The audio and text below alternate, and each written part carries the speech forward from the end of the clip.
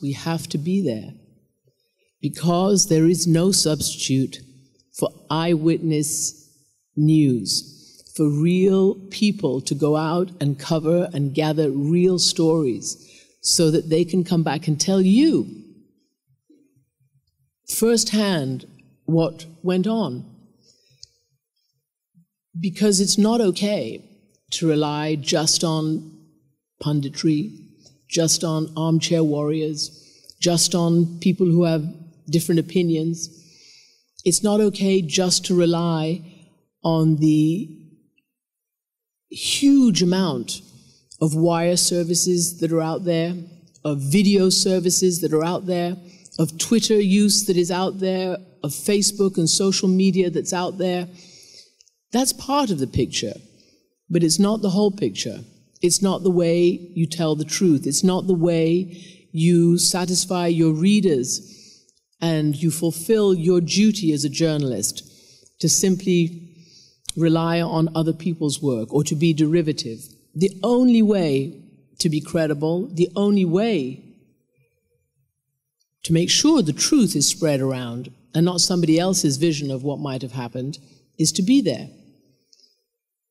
It's like what diplomats do. It's like what Chris Stevens was doing in Benghazi, Libya. It's dangerous, it's difficult, it's getting more and more dangerous and more difficult, but there really is no substitute. There's no substitute for being there. And the truth of the matter is that it does make a difference. It really does make a difference. Marie made a difference. If you read some of the words that were written after her death, for instance, John Williams, who was at the time the editor of BBC World News, he was saying that for a long time, viewers and public opinion in England was quite low when it came to understanding and knowing and caring about what was going on in Syria, which, by the way, 2 years on, has cost 60,000 Syrian lives, tens of thousands of people wounded, hundreds of thousands, if not millions of people who've had to flee, a story that has really not been told in its full and that Marie was trying to tell and paint as full a picture as she possibly could.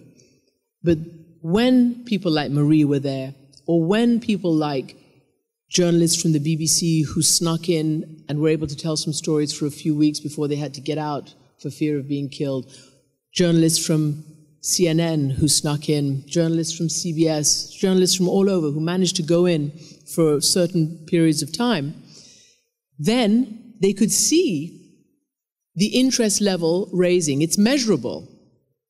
It's measurable. And so there's a huge burden on us who believe that the world needs to do the right thing. It needs to act, and I still think the world needs to act, and it's so shameful that this has gone on for so long and nobody has stepped in or lifted a finger to stop it. And the only people who are doing it are the journalists.